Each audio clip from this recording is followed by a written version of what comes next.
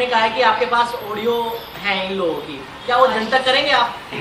हैं? आप जनतक करेंगे? आपने कहा है कि इन लोगों की ऑडियो आपके पास सबूत है। क्यों करेंगे हम?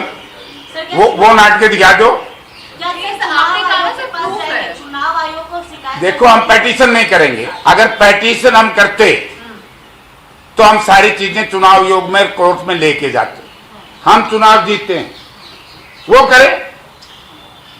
करें, पेटिशन करें, पेटिशन करके ये कहें कि हमारे साथ ज्यादती हुई है, हम करेंगे। सर, भविष्य में ऐसा ना हो दोबारा, इसीलिए जरूरी हो जाता है कि जो प्रूफ आप लोगों के पास है वो इलेक्शन कमीशन के पास लेके जाए, क्योंकि आप लोगों के द्वारा जो भी एलिगेशन लगाया जा रहा है भारतीय जनता पार्टी सभी चीजों से नकार रही है। इलेक्शन कमीशन के ऊपर देश की जनता विश्वास ही नहीं कर रही। जिस इलेक्शन कमिश्नर के, चीफ इलेक्शन कमिश्नर के खिलाफ इम्पीचमेंट आ गई, अविश्वास आ गया। और आपने देखा नहीं, 3 एप्लीकेशन आई, 3 कंप्लेंट, एक हमारी तरफ से थी, 2 उनकी तरफ से। एक उनकी तो शुरू में एक्सेप्ट कर लिया, नहीं ये गलत है, कंप्लेंट रिजेक्ट। हमारी 1-2 कंप्लेंट थी, हमारे विधायकों ने वहां शोर मचा करके, वकील कर करके, हमारे वहां से विधानसभा से वकीलों ने बात करी, फिर उन्होंने यहाँ से लड़ाई लड़ी। 3-4 घंटे की मकसद के बाद एक एक्सेप्ट हुई, चौधरी भरत सिंह बेनीवाल की, दूसरी फिर रिजेक्ट कर दी। तो कौन विश्वास करेगा इलेक्शन कमीशन के ऊपर? कैसी विश्वास करें? जुडिशरी का दरवाजा खटखटाएंगे? हम क्यों खटखटाएंगे? हम तो जीत गए, जीतता बच्चा भाई, हम क्यों करा पेटिशन? जाओ मैं। सर, जीत का थपथपा तो है आप लोगों के पास, मगर एक और जो हलचल तेज हो गई है वो ये है कि आप लोगों के द्वारा संगठन सृजन अभियान किया गया, ट्रेनिंग दी गई, सभी चीजें हुई, बट जब धरातल पर आया तो क्रॉस वोटिंग हो गई। 4 क्रॉस वोटिंग हुई है। कौन से विधायक हैं, उनके नाम जनतक करेंगे आप? 4 या 5 क्रॉस वोटिंग। देखिए, ये जिन लोगों ने वोट क्रॉस किया है उनको हम जनता के सहारे छोड़े। जनता कोई एक्शन नहीं लेगी पार्टी। अभी रुको, भी पार्टी पे भी आऊंगा। प्रजातंत्र में सबसे बड़ी जो अदालत है वो जनता की अदालत है। और जनता जब पता लगेगी, लग गया या लग जाएगा, और पता करना, लगाना, काम करना, ये हमारी पार्टी हाईकमांड का काम है। क्योंकि 2 आदमी, हमारे नेता चौधरी भूपेंद्र सिंह हुड्डा और हमारे प्रभारी B.K. हरिप्रसाद जी, क्योंकि इसमें दिखाते हैं, इसमें चोरी नहीं हो सकती। जयप्रकाश मान लो MLA है, वोट देने जाए और आप हमारी एजेंट हैं, तो मैंने आपको ऐसे दिखाना पड़ेगा। आपको ये पता लगेगा कि मैंने एक कांग्रेस पे कराया है या बीजेपी पे कराया। तो इन 2 नेताओं को सारी चीज़ का पता है, और हर किसी को ना तो हमने बात इस पर चर्चा करनी चाहिए, वो जिम्मेवारी हमारे जो इंचार्ज साहब हैं B.K. हरिप्रसाद जी, उनकी है। और वो 1-8 दिन में प्रेस कॉन्फ्रेंस करेंगे, पर्सन उनसे पूछ लेना। जयप्रकाश जी, आपने कहा कि बीजेपी ने हमारे विधायकों का ईमान खरीदने की कोशिश की, तो वो कौन विधायक है जिन्होंने अपना ईमान बेचा? जो 5 क्रॉस हुए हैं, जो क्रॉस हो रहे हैं, अभी आ जाएगा। देखो भाई, कोई बात छुपाने से नहीं छुपती।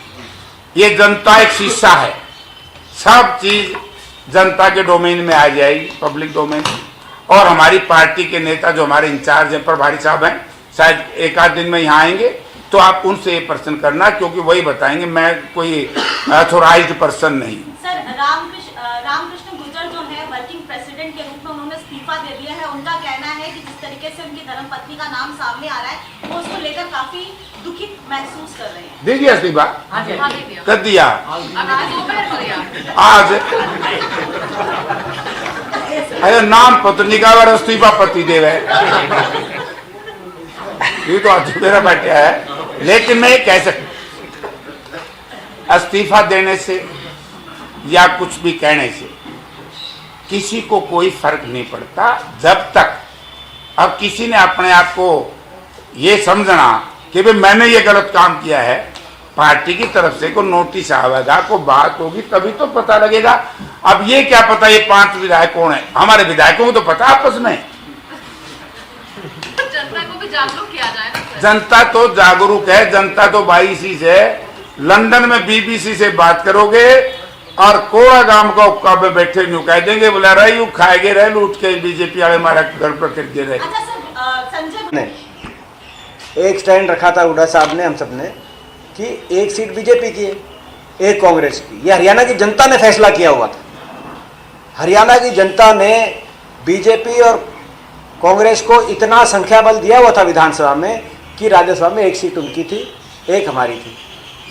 बीजेपी ने तो हर तरह का षड्यंत्र रच के किसी तरीके से जो 1 सीट जनता ने दे रखी थी, जनता की से वो सीट छीन के अपनी तरफ लाने की कोशिश करी, जो कि वो विफल हो गए। तो आज गलती में बीजेपी है, सारे देश को दिख गया। बाकी जो 1 उनकी सीट पे जो आए हैं और जो हमारे भी 2 सांसद जो बने हैं, एक कांग्रेस के एक भाजपा के, दोनों सांसदों को शुभकामनाएं।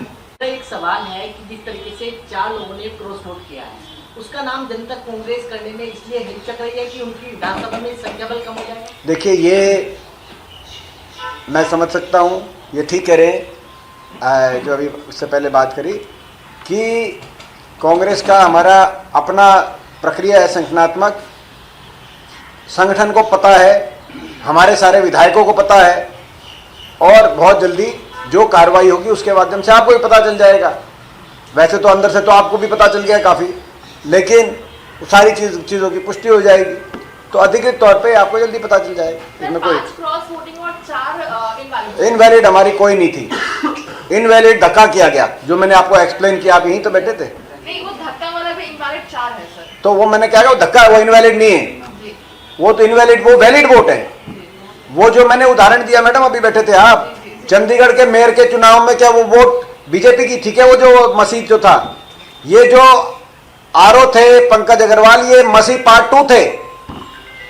वहां पे पार्षदों की वोट चोरी हुई, यहाँ पे विधायकों की वोट चोरी करते हुए हमने इनको देखा है, और इन्होंने तो सरेआम किया। मेरी तो मांग है कि अंदर काउंटिंग का भी पूरा वीडियो देश की जनता के सामने आए, काउंटिंग का पूरा वीडियो और पूरी वोटिंग का वीडियो, पूरे इस कक्ष का वीडियो देश की जनता के सामने बीजेपी को रखना चाहिए। करेगी नहीं बीजेपी। मैं तो कह रहा हूं बीजेपी को शर्म से डूब मर जाना चाहिए। बीजेपी को, इस पार्टी को जिन्हें लोकतंत्र की कोई गरिमा नहीं रखी, एक राज्यसभा सीट के लिए, ये छोटा सा स्टेट है हरियाणा, बोले तो लोगों का स्टेट है हरियाणा, सबको पता है। मुख्यमंत्री किस किस के पास कॉल कर रहे थे, पूर्व मुख्यमंत्री दिल्ली से बैठकर किस किस के पास कॉल कर रहे थे, बीजेपी के कौन से गुर्गे किस किस के पास कॉल कर रहे थे, पैसे की ऑफर कर रहे थे या धक्का दे रहे थे। तो ये, और शिमला में हम जब गए, वो समझ जाएंगे जिन तक मेरा संदेश पहुंच जाएगा, कौन लोग थे जो दिल्ली से बीजेपी के लोग, वरिष्ठ इनके पदाधिकारी, इनके सांसद शिमला के कौन से होटल में रुके हुए थे। एकदम से पूरी बीजेपी 3 दिन तक शिमला में, इनका मुख्यालय दिल्ली से शिमला पहुंच गया, 3 दिन नागपुर से शिमला पहुंच गया। कितने लोग रुके हुए थे, पूरी सूची है। इनकी क्या कारगुजारी थी वहां पे, समझ गए होंगे, उन तक पहुंच गई होगी बात, क्योंकि वो सोच रहे थे कि इनके पास सत्ता बल है, धन बल है, तंत्र बल है, ईडी सीबीआई का बल है। लेकिन हम भी कमजोर नहीं थे, हम भी वहां बैठे थे। तो ये सारे पहुंच गए थे, कौन कौन पहुंचे थे, और वो क्या कर रहे थे वहां पर? पिकनिक नहीं बनाने गए थे मैडम। आप कह रहे हो ये दो, आप भी कुछ निकालो, पता इन्हें भी है, पता आपको भी है।